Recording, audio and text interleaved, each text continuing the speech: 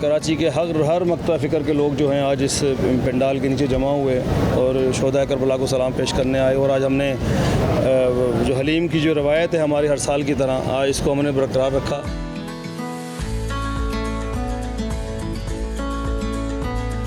अल्लाह ताला करेगा कि चैनल 5 भी जो है वो एक अच्छे तरीके से उभरेगा। ये हर साल ही होता है इनका ये प्रोग्राम, जिसमें हज़ारों की तादाद में लोग शिरकत करते हैं।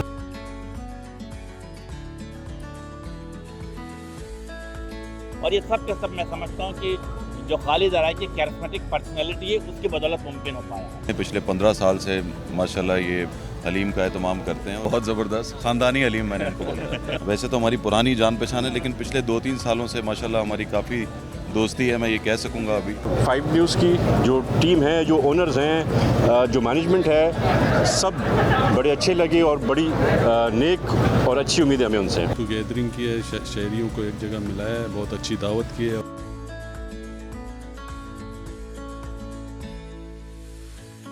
आने वाला दौर डिजिटल का है और बस मैं दुआ करता हूं कि आप मुस्बत अंदाज में तरक्की करें। इसके पीछे सारे प्रोफेशनल लोग हैं, चैनल 5 के जितने भी लोग हैं डिजिटल वाले, और आजकल का दौर जो है वो डिजिटल का दौर है।